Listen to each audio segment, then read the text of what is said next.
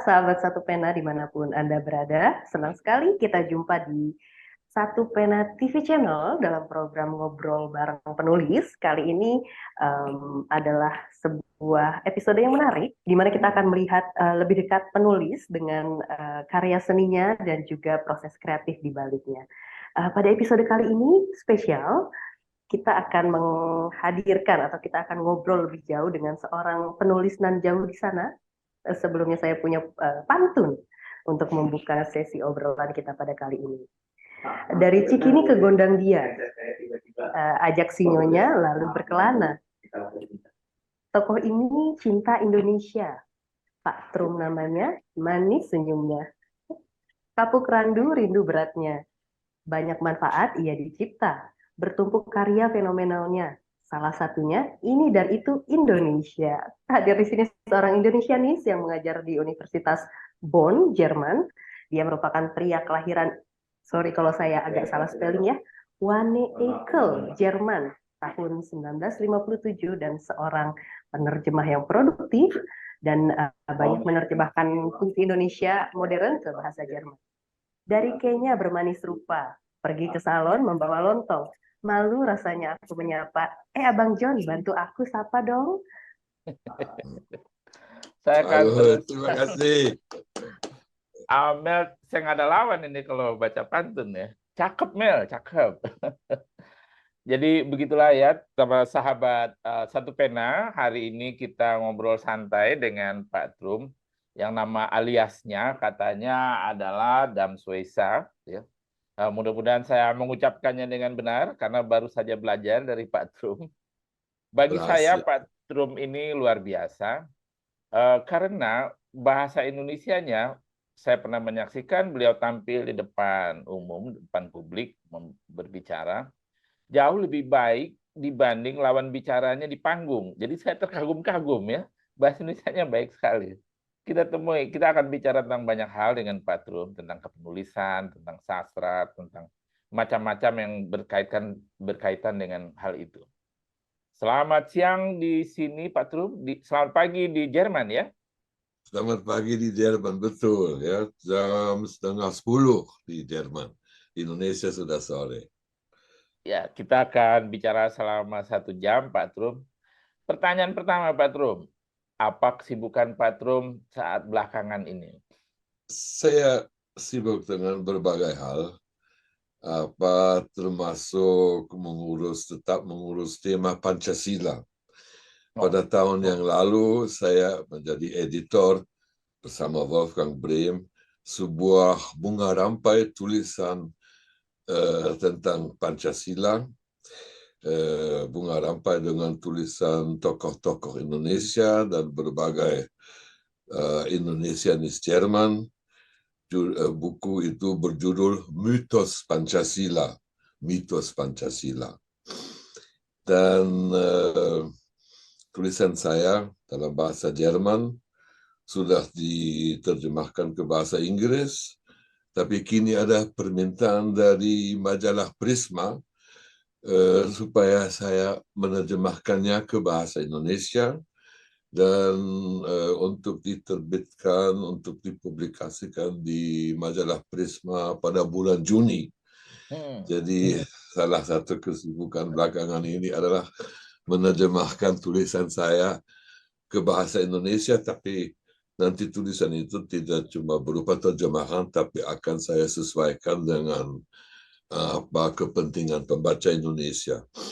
Itu sebuah eksegesis teks Pancasila, sebuah penelitian bahasa, tentu juga isi dan pesan kelima sila itu, dan ada berbagai hasil mengejutkan saya kira.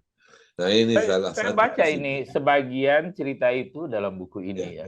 Nah, apa yang pertanyaannya, mengapa Pak Trum terlalu bukan terlalu, sangat antusias ya membahas Pancasila itu? Apakah ini sebuah kritikan kepada bangsa Indonesia kah, atau apa yang ingin Pak Trum sampaikan dalam buku itu nanti? Pancasila itu, teks Pancasila bagi saya tetap dan dari dulu merupakan sebuah teka-teki bagi saya. Saya melihat juga teks Pancasila dari mata seorang penerjemah. Jadi saya membandingkan sekian banyak terjemahan ke bahasa Jerman, ke bahasa Inggris, ke bahasa Perancis, ke bahasa Belanda. Dan saya melihat perbedaan yang luar biasa antara masing-masing terjemahan. Nah, kalau terjemahan begitu berbeda, artinya bahwa teks itu cukup taksa, cukup ambig, atau dengan kata sederhana cukup susah untuk dipahami. Misalnya sila pertama, ketuhanan yang Maha Esa. Ada sekian banyak terjemahan dan yang sering dipilih adalah kepercayaan kepada Tuhan. Bahkan orang Indonesia sendiri menerangkan konsep ketuhanan dengan padanan kepercayaan kepada Tuhan. Itu yang tertulis di KBBI misalnya. Timbul pertanyaan, dari mana sebuah kata seperti ketuhanan bisa punya makna kepercayaan kepada Tuhan? Misalnya kata kerajaan yang juga dengan imbuhan kean kan tidak berarti kepercayaan kepada raja. Ya. Jadi banyak pertanyaan timbul kalau kita mengurus teks Pancasila. Selama berbagai dasawarsa, saya selalu kembali melihat teks itu dan bertanya-tanya apakah apa pesan dari berbagai sila. Termasuk yang paling sulit adalah sila yang keempat yang cukup panjang. Apa maknanya kerakyatan? Di buku ini disebutkan tuh. Ya. Sila keempat susah ya. Saya juga bertanya kepada banyak orang Indonesia, termasuk bertanya kepada sastrawan atau kepada ahli bahasa. Misalnya saya bertanya, apakah arti kerakyatan? Ada yang langsung bilang, ya kerakyatan itu rakyat. Karena kerakyatan yang dipimpin, mereka pikir ya rakyat yang dipimpin. Jadi bagi banyak orang Indonesia, teks Pancasila sepertinya juga merupakan teka-teki. Bahkan bagi mereka yang sudah ikut penataran keempat. Jadi itu cukup spektakuler, apalagi kalau kita mengingat bahwa itu teks yang paling penting dan paling sering dikutip yang pernah ditulis dalam bahasa Melayu yang kini bernama bahasa Indonesia. Jadi teks yang paling terkenal di Nusantara ya adalah teks yang bagi penutur asli pun tidak gampang untuk dipahami. Maka saya pertama kali saya menulis kolom ya di Tempo. Nah, kolom itu kemudian dimuatkan di buku ini dan itu Indonesia. Waktu itu pendekatan saya agak humoristis ya. Tapi sudah ada berbagai hal yang penting yang disampaikan di situ. Tapi waktu menulis eksegesis saya lebih serius dan meneliti sampai detil-detil. Ya itu jadi Pancasila tetap teks Pancasila dan Pancasila pada umumnya tetap merupakan tema penting bagi saya. Itu apakah bisa disamakan, Pak Trum? Kalau kita membaca misalnya kitab suci, Al-Quran, terutama yang saya tahu ya, itu orang juga susah memahami letterlek. Setiap tafsir mempunyai, setiap penafsiran ya, setiap ahli tafsir mempunyai tafsir masing-masing yang berbeda. Bisa nggak disamakan dengan itu kira-kira? Bisa. Masalahnya adalah bahwa tiap bahasa cukup ambig. Tiap bahasa diwarnai oleh ambiguitas, oleh ketaksaan yang suka mengganggu para filosof. Ya. Karena orang filosof mengharapkan sebuah pesan yang jelas. Tapi hal itu susah diharapkan dari bahasa. Kata Friedrich Nietzsche, bahwa kata itu sebagai kantong, apa saja bisa dimuatkan di situ. Ya. Jadi itu, katakanlah, itu nasib setiap teks yang ditulis dalam bahasa manusia. Karena itu dulu ada kalangan filosof yang ingin menciptakan sebuah bahasa logis yang sama sekali tidak ambiguitas. Tapi upaya itu tidak berhasil. Dari situ juga muncul skeptisisme terhadap bahasa. Skeptisisme yang disampaikan terutama oleh Wittgenstein. Ya. Tapi saya katakan tiap bahasa adalah taksa, ambig, tapi ada bahasa yang tingkat ketaksaan lebih tinggi dibandingkan bahasa lain.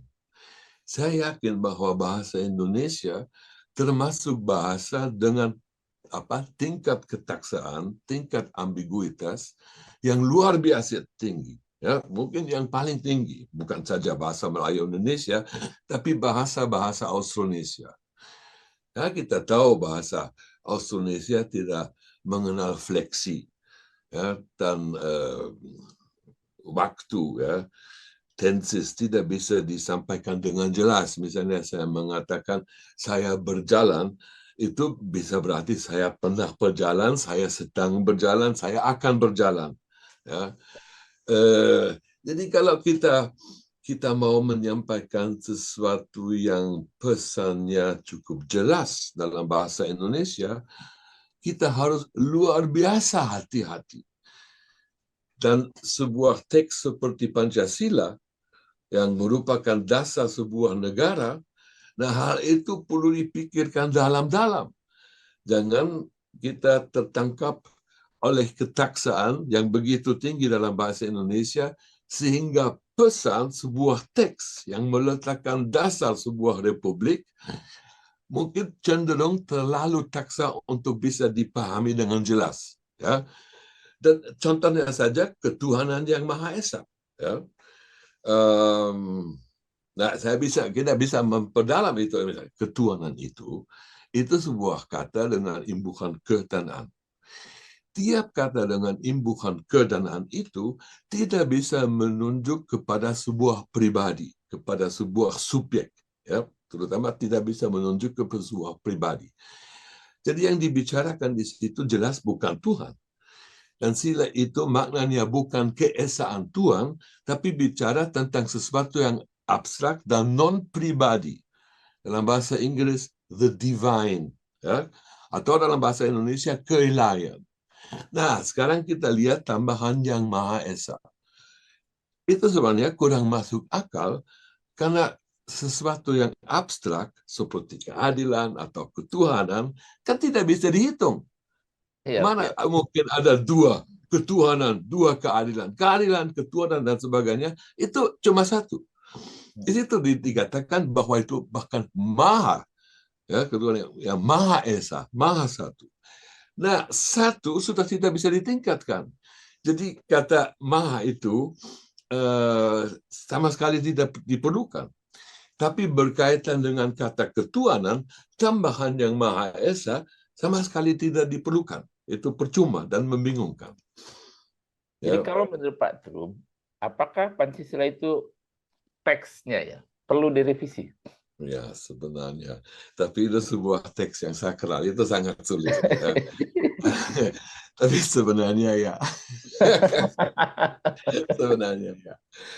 Atau ada buku resmi ya, tafsir terhadap Pancasila yang yang standar negara gitu ya. Apakah perlu begitu ya supaya tidak ambigunya terlalu banyak atau lebih mudah ditafsirkan oleh orang-orang asing? Diperlukan sebuah tafsiran resmi, ya. Sebuah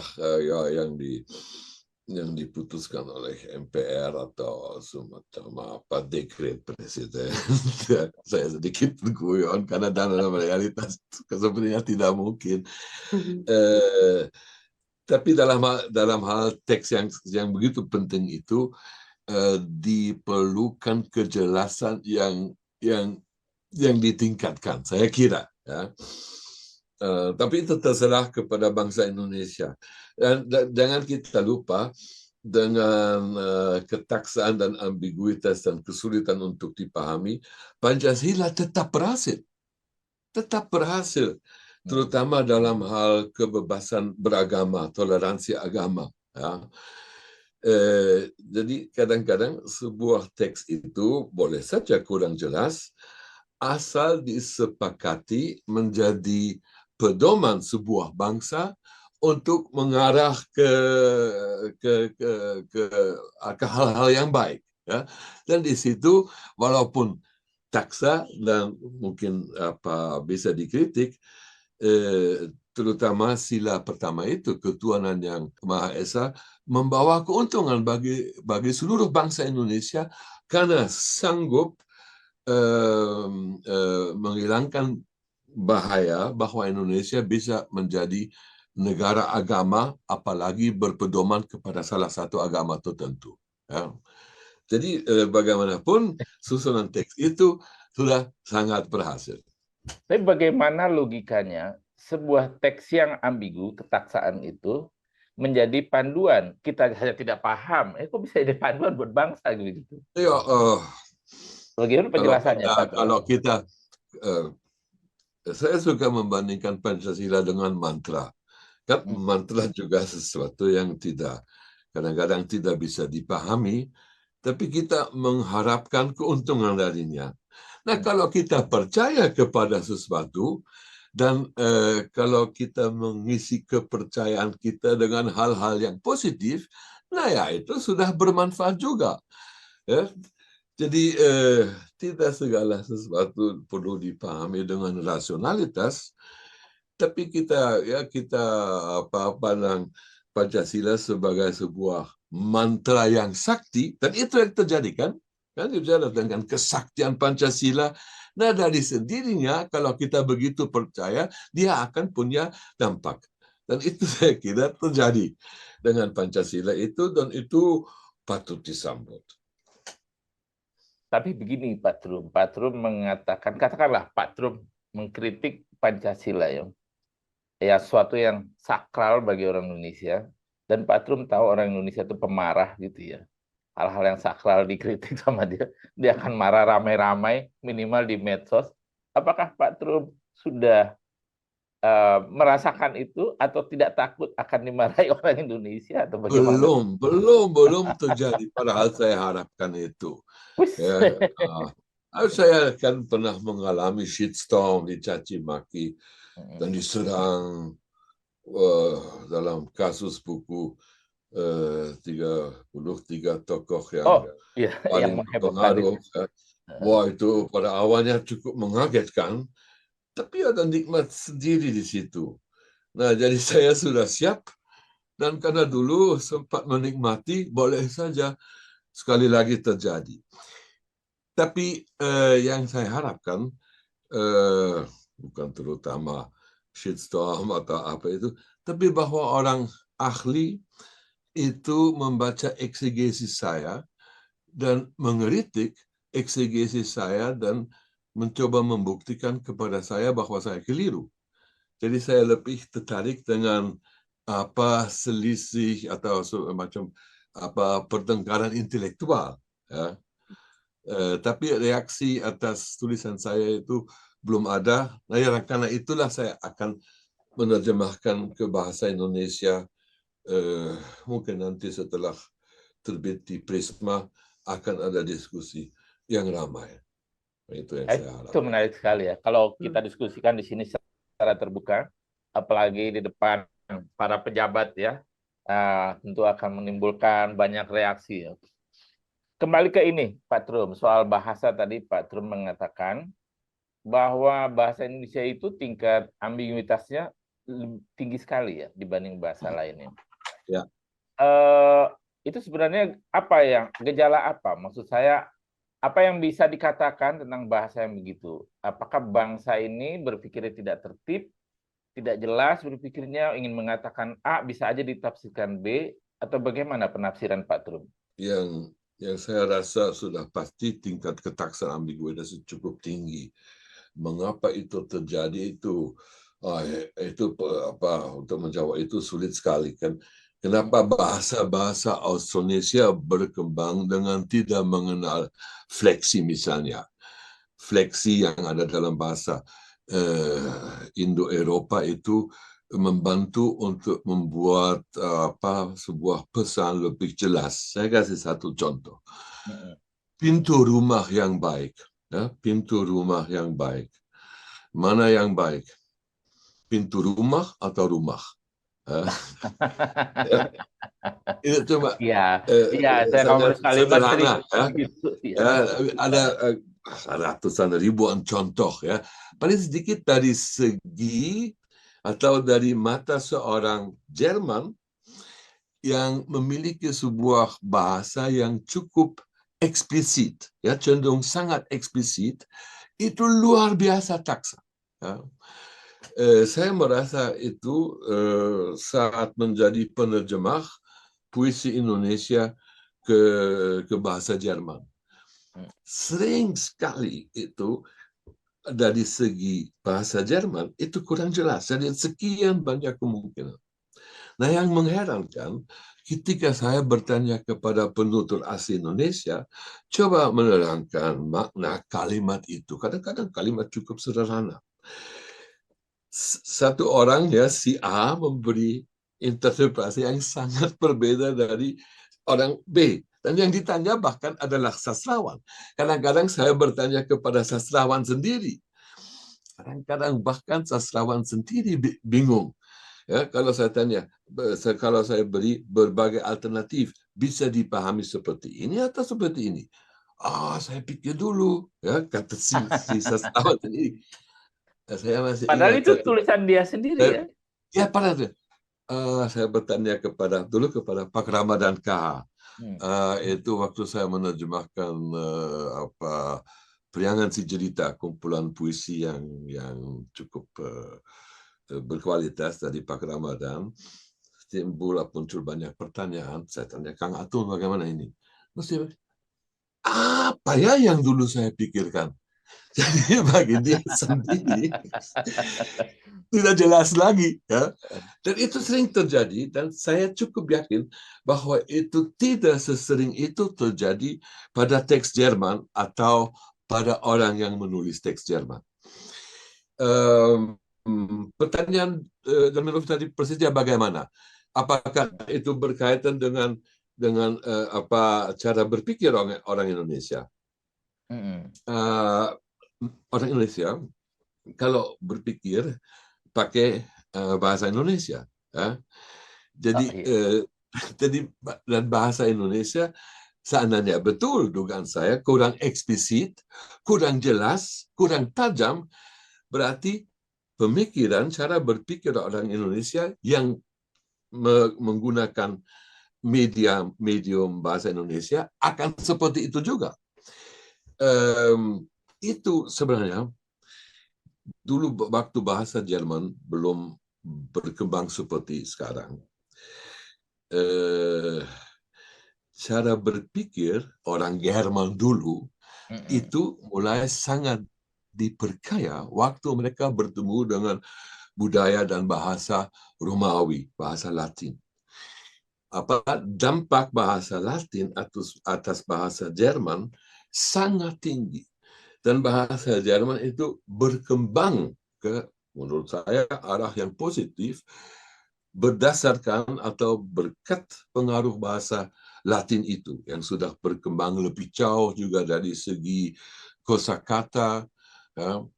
Saya lihat bahwa belakangan ini muncul semakin banyak teks bermutu yang ditulis orang Indonesia. Saya perhatikan kalau saya membaca Wikipedia Indonesia, tentang apa saja sekarang saya melihat bahasa yang cukup teratur, cukup baik. Nah, saya yakin bahwa para penulis teks Wikipedia itu cukup menguasai bahasa Inggris. Ya, cukup terpengaruh oleh cara menyampaikan sesuatu seperti sudah lumrah dalam bahasa Inggris atau apa. Jadi saya melihat sebuah perkembangan ke arah positif. Jadi saya potong sedikit Pak Trum. Jadi menurut Pak Trum ini bukan persoalan bahasanya ya, tapi persoalan penuturnya, orangnya. Ya, cara menggunakan bahasa itu. Kalau menggunakan bahasa Melayu Indonesia itu harus ekstra hati-hati. Harus selalu menyadari tingkat ketaksaan yang tinggi itu. Nah, kalau sadar, bisa juga menghasilkan teks yang eksplisit, yang teratur. Ya. Tapi jangan lupa bahwa kalau kita tidak hati-hati, apalagi menulis teks yang sepenting Pancasila itu, ya coba menghilangkan risiko ambiguitas yang terlalu tinggi. Ya. Misalnya dengan kata ketuhanan, apalagi dengan kata kerakyatan. Ya. Tapi sebenarnya bahasa Indonesia bisa berkembang dan terutama bisa digunakan secara hati-hati dan secara baik oleh para penutur Indonesia, dan sudah banyak orang Indonesia yang membuktikannya. Atau barangkali begini Pak Trum, buat menghilangkan ketaksaan itu, apakah kita bisa menerjemahkan bahasa Indonesia memakai artificial intelligence ya, untuk menghilangkan keraguan, keambiguitas itu, lalu dia memberikan tafsir. Si kecerdasan buatan itu dan itu membuktikan saya, kalau dari bahasa Inggris ke bahasa Jerman dan sebaliknya, cukup bagus. Tapi kalau dia harus menerjemahkan teks bahasa Indonesia, dia bingung. Si kecerdasan buatan itu gagal, ya, menghadapi ketaksaan itu. Coba saja membuatkan teks Pancasila itu, apa hasilnya? Apalagi kalau puisi. Sebenarnya kenyataan itu, dan itu sebuah kenyataan bahwa program kecerdasan buatan itu, ya, DeepL atau Google Translate itu menghadapi kesulitan yang cukup tinggi kalau harus menerjemahkan dari bahasa Indonesia ke bahasa Eropa. Ya. Jadi untuk itu bahkan kepintaran kecerdasan buatan tidak mencukupi. Ya, karena antara cukup cerdas mereka. Seorang manusia yang cukup cerdas masih, dan saya kira masih untuk lama, akan lebih berhasil dibandingkan kecerdasan buatan itu yang ada pada hari ini. Ya, mungkin ada perkembangan lebih lanjut. Tapi mengenai itu, kita mulai membicarakan sebuah tantangan bagi tiap penulis, bahwa teks-teks yang cukup bagus bisa dihasilkan oleh program-program seperti itu. Ya. Bahkan saya baca bahwa sebuah disertasi akan bisa dihasilkan oleh si kecerdasan buatan itu dalam waktu 1,5 jam. Ya, saya nggak tahu betul, tapi saya cenderung percaya hal seperti itu. Bahkan teks sastra, cerita-cerita, bahkan puisi sudah dihasilkan oleh kecerdasan buatan itu. Nah, ini bukan saja tantangan, tapi barangkali bagi berbagai penulis itu sesuatu yang cukup mengerikan. Ya. Karena kalau kita jujur, bisa kita katakan bahwa teks-teks yang dihasilkan kecerdasan buatan, bisa saya kasih dia tema, seorang pembunuh menyesal perbuatannya waktu dia berada di Pulau Bali. Ya. Nanti si kecerdasan buat menyusun sesuatu cerita yang lumayan masuk akal, ditulis dengan bahasa bagus. Harus diakui bahwa teks itu akan lebih bagus daripada teks yang dihasilkan minimal 90% manusia. Ya.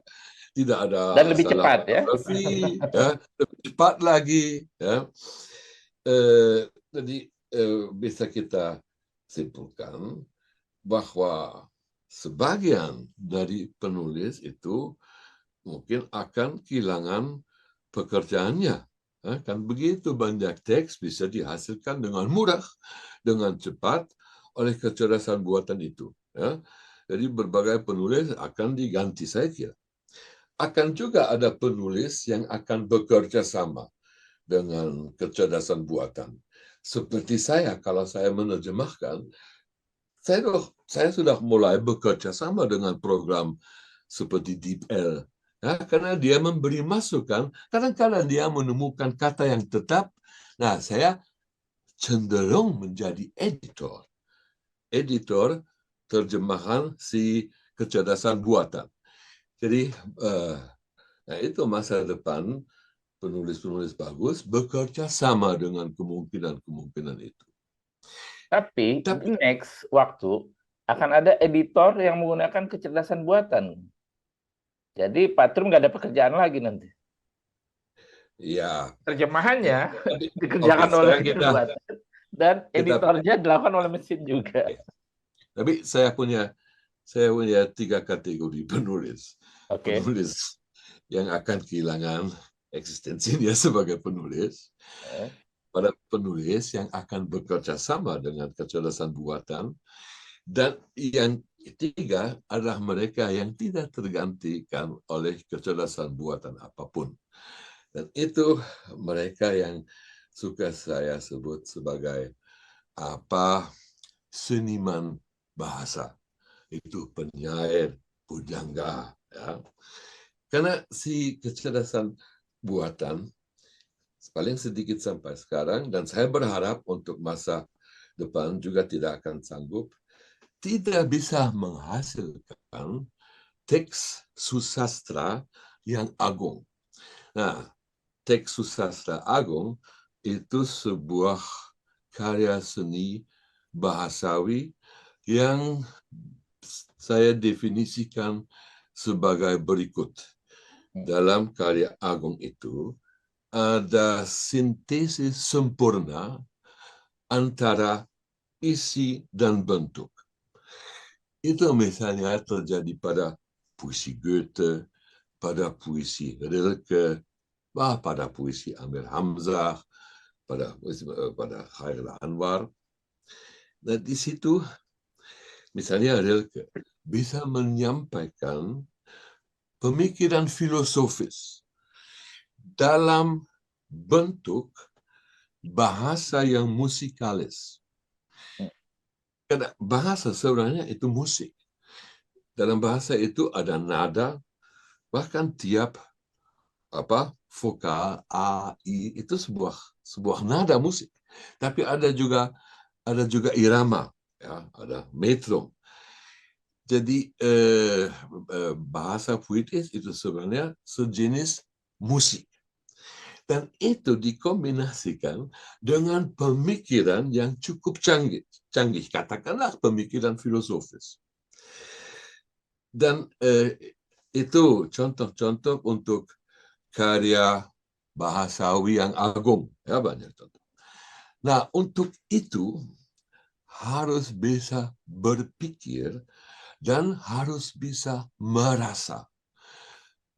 Harus kita ingat bahwa tiap komputer, tiap program itu sebenarnya hanya menghitung dan hanya punya sumber statistika, ya, yang besar, dan dia punya sumber begitu banyak teks sehingga dia memilih kata berdasarkan kemungkinan bahwa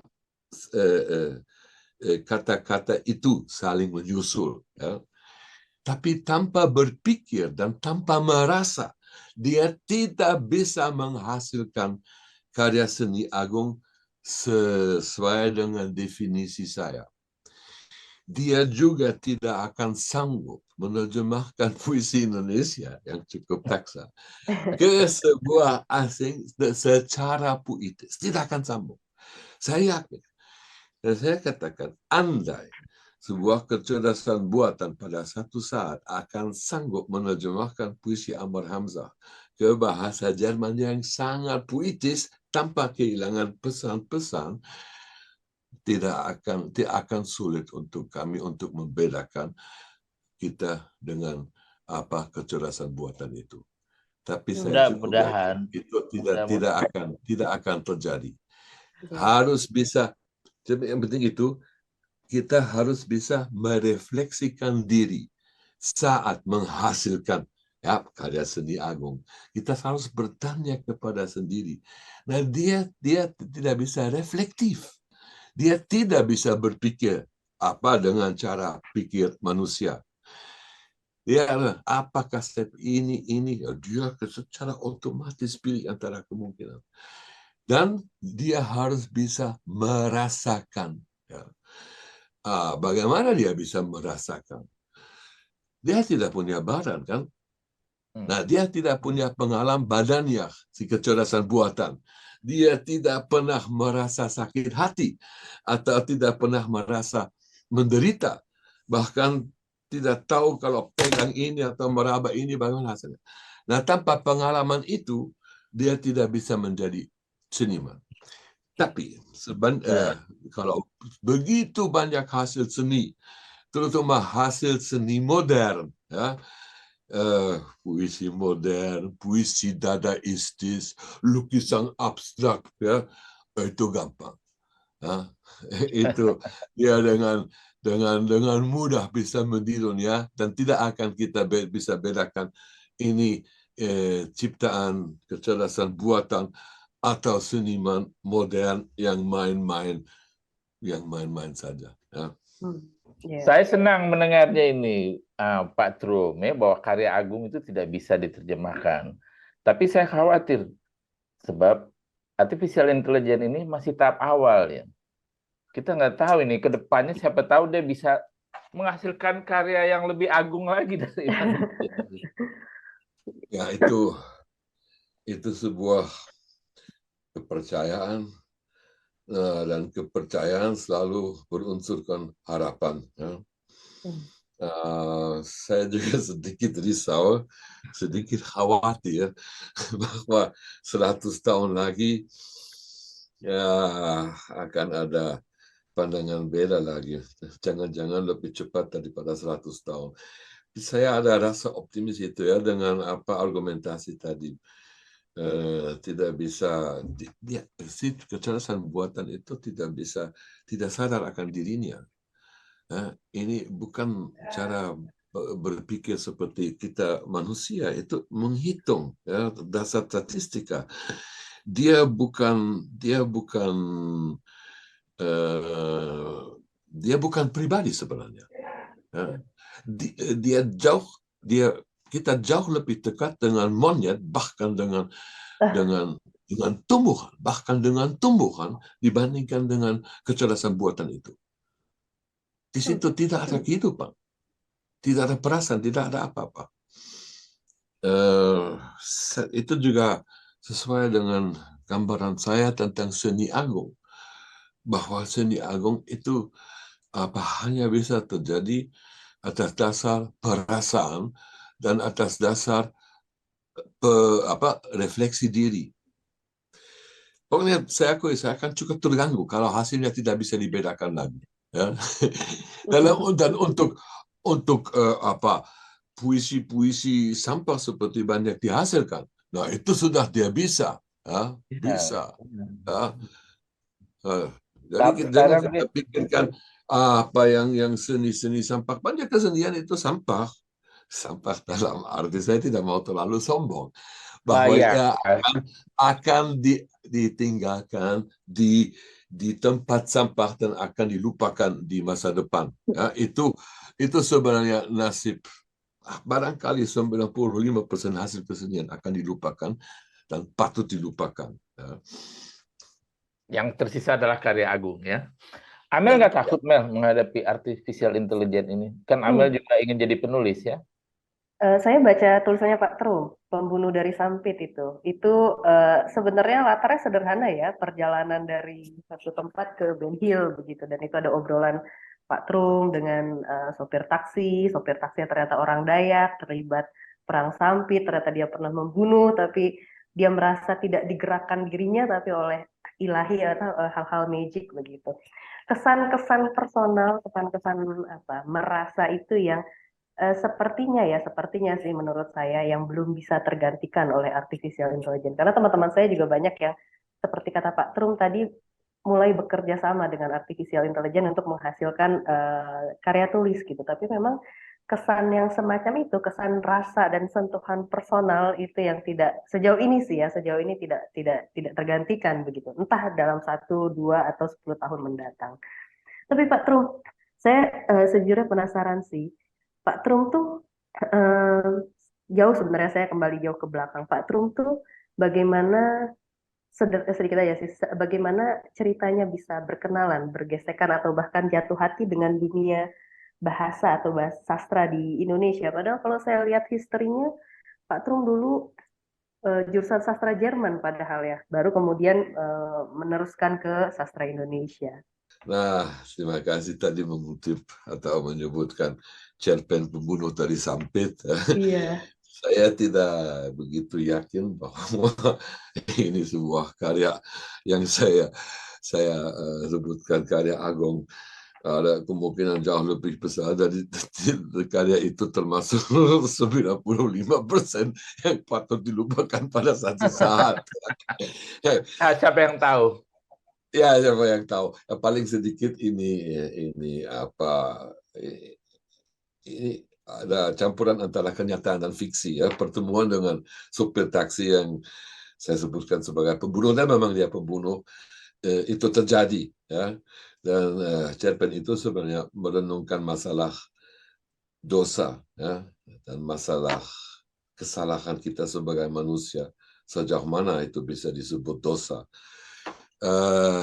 Kami kembali ke pertanyaan tadi, kenapa saya tertarik dengan bahasa dan sastra Indonesia. Itu sebuah kebetulan, bukan kebetulan, jadi lebih patut disebut sebagai takdir. Dan takdir itu menyebabkan saya punya hubungan ke Indonesia, karena saya waktu umur 18-19 tahun, saya bekerja sebagai kuli untuk cari duit. Ya, saya juga mahasiswa waktu itu, tapi cari duit di sebuah pelabuhan di kota kelahiran saya, Banda Aceh, dan di situ banyak mahasiswa Indonesia bekerja di situ juga sebagai kuli cari duit. Salah seorang namanya Pudi Harto Ismoyo menjadi sahabat saya, mengundang saya ke Indonesia, dan itu menentukan segalanya. Bahwa saya punya 2 anak yang bernama Ayoning Tiastiana dan Satria Tristan. Itu sebuah akibat dari pertemuan saya di kota Banda Aceh dengan seorang Indonesia menjadi sahabat saya. Nah, kenapa tertarik dengan bahasa Indonesia dan terutama sastra Indonesia? Karena saya sejak remaja memang tertarik dengan bidang sastra. Ya, saya seorang pembaca yang rajin. Saya dulu sebagai remaja juga suka menulis puisi yang tentu termasuk 95% itu yang saya sebut tadi. Tapi karena minat saya terhadap sastra begitu tinggi, dan saat bertemu dengan sebuah budaya yang berbeda, ya budaya yang baru, ya dari sendirinya sebagai pencinta sastra saya mengamati atau saya terjun ke dunia sastra Indonesia. Ya, itu konsekuensi logis sebagai pencinta sastra. Jadi ini takdir ya Pak Trum? Takdir. Takdir Dan itu ditakdirkan juga. Takdir pun ditakdirkan. Ya. Itu saya baca di Pak Trum. Takdir itu ditakdirkan. Ya, kegiatan saya yang sejak 1-2 tahun, ya kan saya menerjemahkan Nietzsche ya, puisinya bersama Agus Sajono, kemudian menerjemahkan aforisme Nietzsche. Itu proses bertahun-tahun. Nah, saya malah terpanggil untuk juga menulis aforisme dalam bahasa Jerman. Nah, sekarang hasil sudah ada ratusan, dan pada satu saat ingin saya publikasikan. Nah, sebagian dari aforisme itu saya terjemahkan ke bahasa Indonesia. Saya suka pasang di wall Facebook saya. Apa pengalaman menarik itu menerjemahkan diri sendiri, menerjemahkan aforisme yang ditulis dalam bahasa Jerman, menerjemahkan ke bahasa Indonesia. Cara saya perlu menerjemahkan teks saya sendiri berbeda sekali dari tiap cara yang dipakai kecerdasan buatan. Karena saya mengingat siapa akan membaca, dan sebuah aforisme itu harus tajam, harus lucu. Ya. Jadi terjemahan bukan saja harfiah, tapi terjemahan yang sangat dekat dengan teks asli tidak dimungkinkan untuk menghasilkan sesuatu yang menarik, yang ada ciri khasnya. Jadi dalam terjemahan itu, aforisme itu juga sedikit berubah, bukan makna utama, tapi dalam detil-detil menjadi berbeda. Supaya ada efek untuk pembaca bahasa sasaran. Ya. Sasaran, ya. Misalnya hal itu sulit untuk dihasilkan kecerdasan buatan. Ya. Dari dulu itu pengalaman saya kalau saya menerjemahkan teks saya sendiri ke bahasa Indonesia. Banyak sekali perubahan. Dan orang akan kaget kalau bisa menyaksikan, dan ada beberapa contoh bagaimana seorang penyair menerjemahkan teksnya sendiri ke bahasa lain. Itu akan dikritik oleh para peneliti sebagai terjemahan yang jauh, yang gagal, tapi justru itu yang dilakukan para penyair yang menerjemahkan karya sendiri ke bahasa lain. Okay. Ya, karena mereka tidak menerjemahkan teks ya, Pak Trumi. Tapi yang diterjemahkan adalah substansi ya dari apa yang dirasakannya itu. Substansi dengan mengingat bahwa dalam bahasa sasaran cara untuk menghasilkan sesuatu yang puitis, estetis itu berbeda. Ya. Jadi katakanlah pesan utama itu harus disampaikan. Tapi detil-detil bisa berubah, bisa bergeser sedikit dari aslinya demi tercapai nilai estetis. Ya.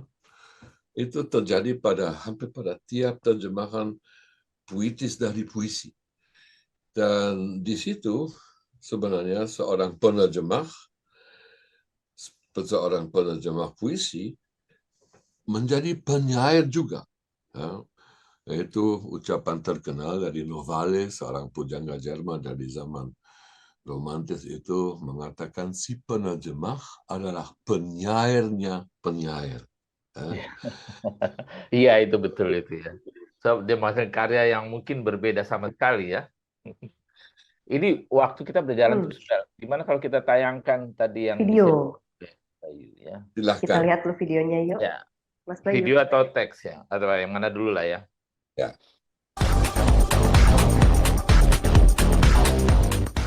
Saya ditanya mengenai kenapa orang Indonesia kalau membacakan puisi begitu cenderung untuk mendramatisir teksnya. Saya kira itu mungkin salah satu alasan adalah bahwa orang yang membacakan puisi Indonesia sering tidak memahami ruh sebuah sajak. Dan mestinya mereka lebih telaten dalam memahami bahwa bukan semua puisi Indonesia menuntut kita untuk berteriak-teriak dan bikin show. Saya lihat bahwa banyak penyair Indonesia kalau membacakan puisi sendiri tidak perlu memakai show, termasuk Sapari Djoko Damono, juga Gunawan Muhammad, juga Agus R. Sarjono. Yap. Nah, itu Pak Trum, itu penggalan ya dari sebuah wawancara. Sebenarnya apa yang ingin Pak Trum katakan dalam video itu? Nah ya, saya ingin katakannya, saya katakan itu. Enggak, maksud saya, apakah itu sesuatu yang salah didramatisir? Itu. Sastrawan Jerman dan Pak Trum sebentar itu membenarkan Pak Sapardi, Pak Gunawan, bacanya mungkin lebih benar gitu. Ya, apakah itu menjadi kecenderungan umum di Indonesia mereka mendramatisir? Oh, saya kira ya.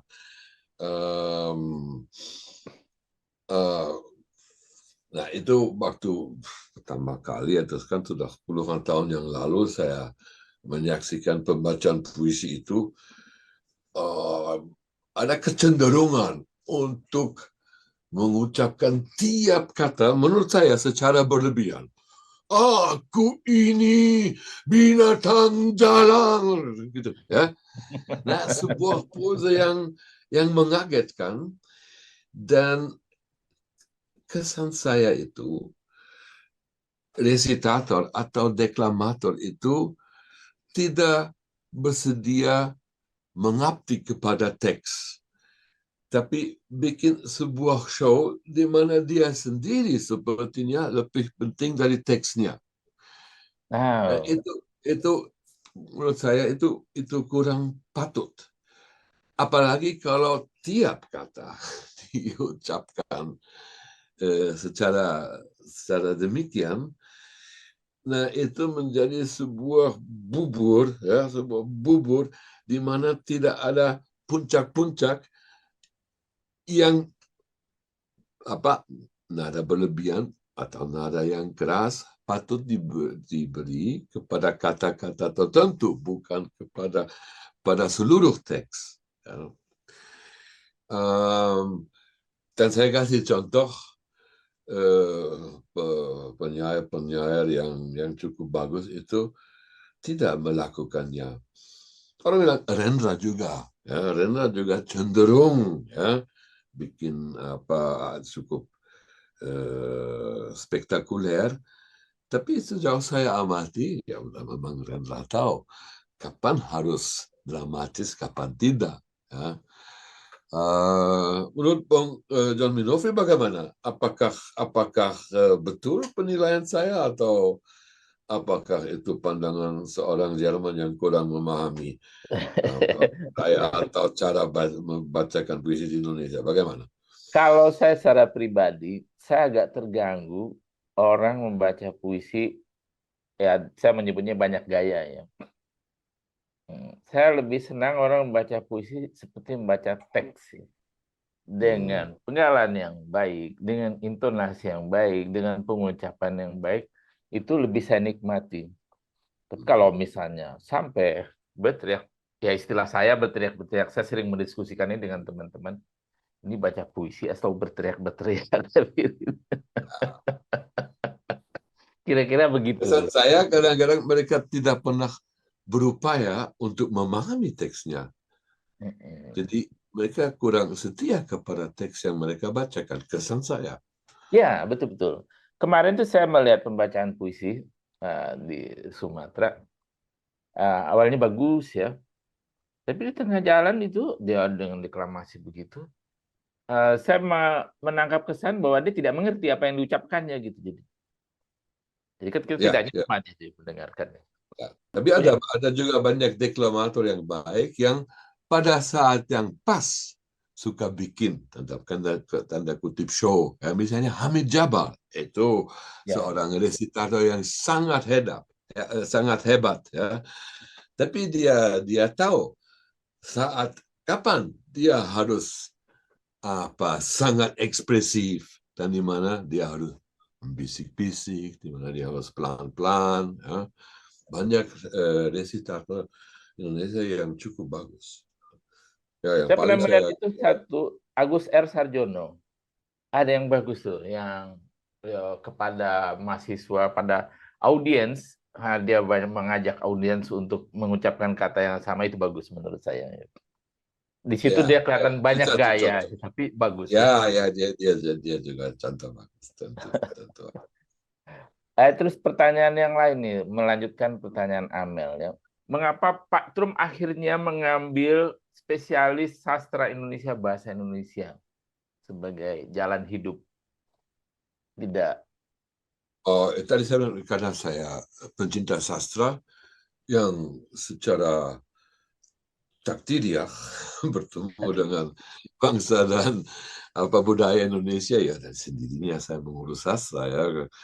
Kalau saya mulai menguasai sebuah bahasa, ya, saya sangat terdesak untuk melihat apa karya sastra yang tulis dalam bahasa itu. Kenapa itu menjadi profesi saya? Itu sebuah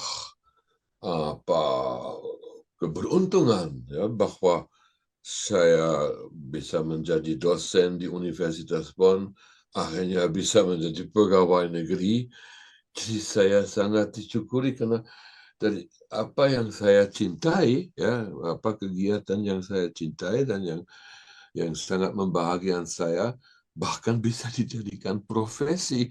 Dan untuk itu bahkan saya bisa terima gaji yang cukup besar. Betapa beruntung saya, betapa beruntung. Ya, Maksud saya begini, apakah Pak Trum tidak takut ya menjadi orang Indonesia? Orang Indonesia itu kan kesan saya ya hmm, banyak hal yang mengagetkan dari orang Indonesia terhadap sikapnya gitu. Nanti kalau dia dilihat dari kacamata budaya tertentu, orang Indonesia itu misalnya suka ngamuk, ya, hmm. terkenalkan begitu ya. Nah, apakah Pak Trum sudah menjadi orang Indonesia atau tetap jadi orang Jerman, Pak Trum?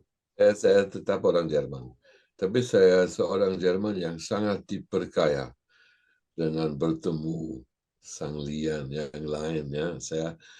Saya menyadari apa budaya Jerman, menjadi sadar tentang budaya saya sendiri, tentang bahasa saya sendiri, tentang mentalitas saya sendiri, justru karena bertemu dengan budaya yang begitu berbeda.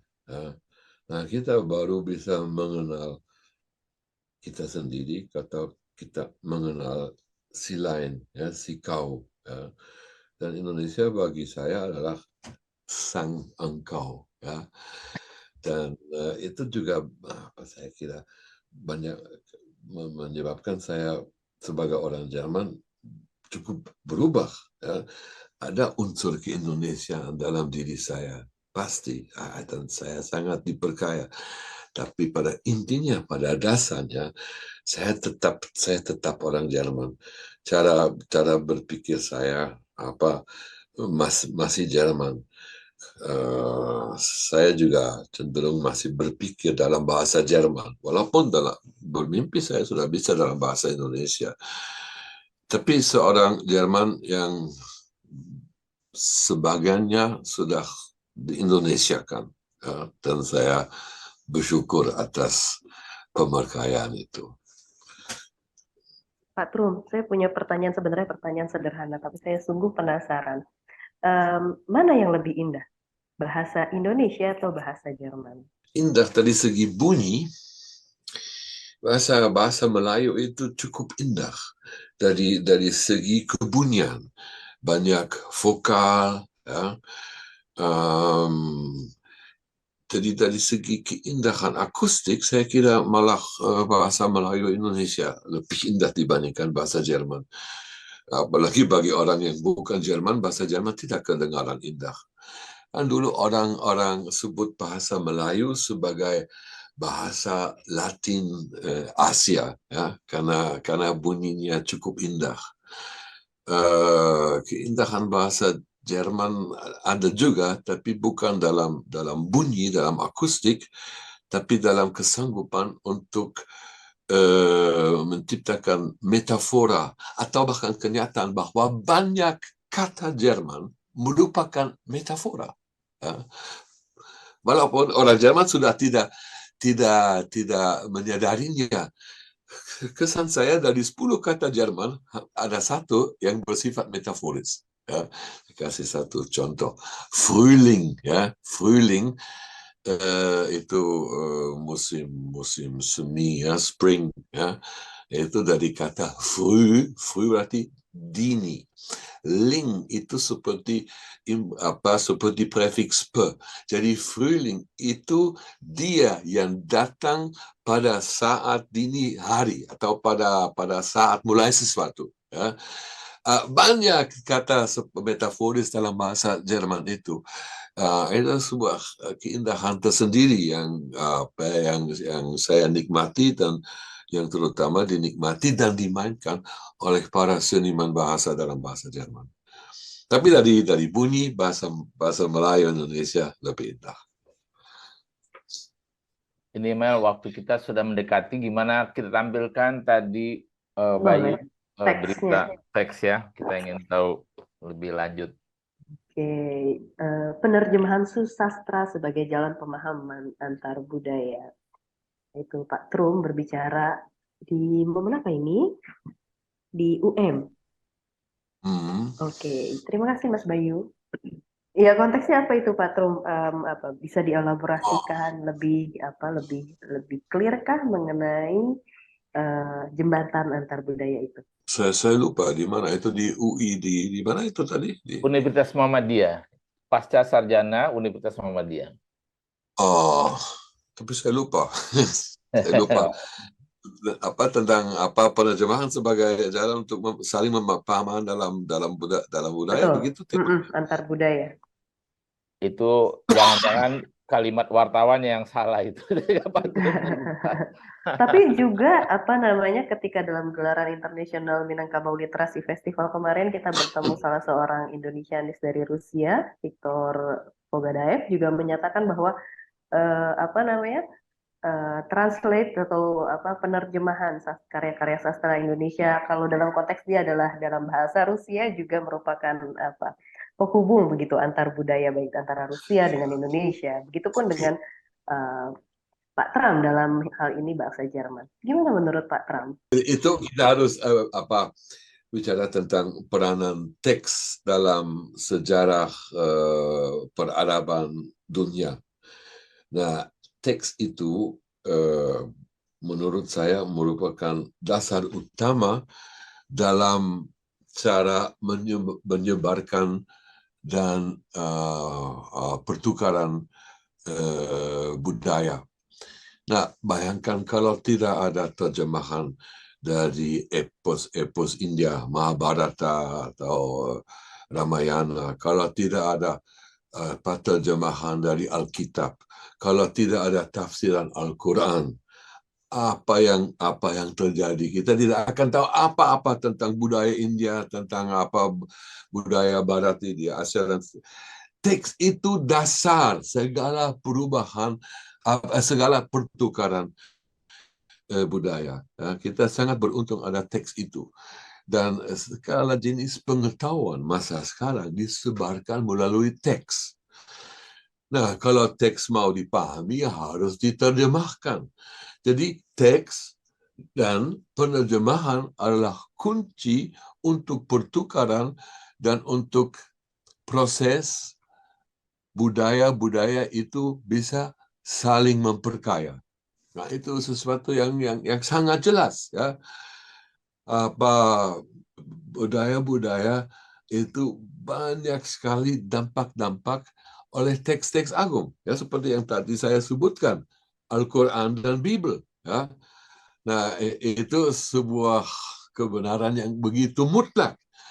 Jadi ini bukan sebuah ucapan yang spektakuler kalau saya dan orang lain menyatakan bahwa penerjemahan teks adalah kunci untuk kemungkinan bahwa budaya-budaya umat manusia bisa saling memperkaya. Pak Trum, saya tambahkan sedikit deh. Teks dan penerjemahan adalah kunci untuk pertukaran budaya. Apakah dalam prosesnya itu di konteks saat ini artificial intelligence bisa membantu dengan sangat mudah untuk pertukaran budaya itu? Ya, kalau seorang penerjemah akan bekerja sama dengan si kecerdasan itu, dia akan selalu curiga. Ya. Seperti tadi saya akui, saya pun sudah cenderung kalau menerjemahkan sesuatu, saya masukkan saja kalimat itu ke deep air, melihat hasilnya. Ya. Nah, saya ada beberapa saran yang bagus, terus saya pakai. Saya lakukan itu waktu menerjemahkan aforisme Nietzsche ke bahasa Indonesia. Saya bahkan meminta dua terjemahan, satu ke bahasa Malaysia, satu ke bahasa Indonesia, ya, supaya kosakata, tawaran kosakata itu lebih banyak. Tapi dengan senang hati dan dengan perasaan ya cukup sinis, saya melihat bahwa saya kira 70% dari aforisme itu tidak dipahami oleh si kecerdasan buatan itu. Jadi gagal sekali ya, untuk menerjemahkan itu ke bahasa Indonesia. Tapi kalau teks prosa, teks ilmiah, di situ peranan kecerdasan buatan akan lebih besar, ya. Tapi kalau sudah bahasa kuno dengan pemikiran aneh-aneh yang tidak ada dalam data statistikanya, dia gagal, ya. Tapi sebagai mitra, ya dia boleh disambut. Jadi perlu ada kemitraan. Katakanlah begitu, kemitraan antara kita manusia dengan si Dengan mesin. kecerdasan. Dan juga satu lagi tentang kecerdasan buatan itu, jangan kita lupakan bahwa itu kecerdasan yang disimulasikan. Itu cuma sebuah simulasi dari sebagian kecerdasan manusiawi. Ya. Itu bukan kecerdasan anzih, bukan kecerdasan, tapi sebuah simulasi. Ya. Berarti Pak Trum ini sebagian kecil penerjemah yang sulit tergantikan nih oleh AI ya, karena bisa Ya, apa? ya. Untuk teks-teks yang sulit, katakanlah teks-teks yang agung dalam definisi saya. Iya. Kayaknya waktu kita sudah lewat 5 menit nih Pak Trum. Padahal banyak pertanyaan lain yang saya ingin ajukan, misalnya pengalaman Pak Trum menjadi penerjemah Pak Harto itu katanya seru sekali ya. Tapi kita nggak ada waktu lagi. Mungkin next time ya kita wawancara lagi tentang hal-hal yang lucu ya. Jangan yang serius. Ada satu hal yang boleh saya sampaikan, itu kan satu pena TV ya. Iya, betul. Adanya satu pena TV itu salah satu petanda betapa subur sekarang peranan satu pena ya, perkumpulan penulis Indonesia. Saya melihat perkembangan yang luar biasa, bahkan perkembangan dahsyat ya. Nah, saya melihat sekarang ada persatuan penulis Indonesia yang benar-benar berdampak dan banyak faedah, mungkin seperti tidak pernah ada dalam sejarah penulisan Indonesia, sebuah forum, sebuah persatuan yang begitu efektif. Nah, saya dengar ada cabang-cabang satu pena HP di semua provinsi. Ya. Betul. Itu terjadi dalam waktu beberapa tahun ya. 2 tahun itu sekarang. Saya cukup kagum dan sangat-sangat menyambut kegiatan itu.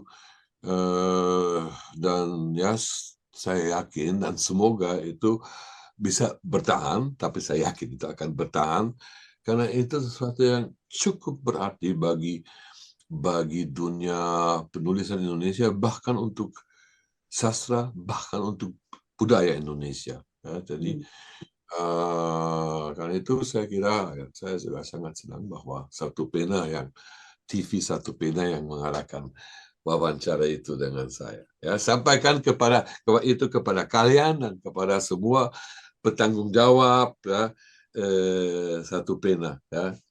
Kalian boleh bangga dengan adanya satu pena ini. Oh iya, terima kasih Pak Trum. Saya merasa terhormat ini dan merasa senang ya untuk melanjutkan. Tambah semangat ini. Ya. Satu hal yang nyantol nih di hati saya dalam wawancara pada episode kali ini adalah senyumnya Pak Trum yang khas, senyumnya manis sekali. Terima kasih Pak Trum sudah mau berbagi banyak cerita. Terima kasih kepada kalian berdua ya. Sampai jumpa pada kesempatan lain ya. Terima kasih Pak Trum. Sampai jumpa. Akhir kata kepada sahabat Satu Pena dimanapun Anda berada, semoga banyak hal, sudut pandang, juga cerita menarik yang bisa diambil sebagai sebuah inspirasi dalam pengalaman hidup kita. Kita jumpa lagi di episode selanjutnya di Ngobrol Bareng Penulis di Satu Pena TV Channel. Akhir kata, sampai jumpa. Sehat selalu. Pak, Adi. Sehat selalu Pak Trum.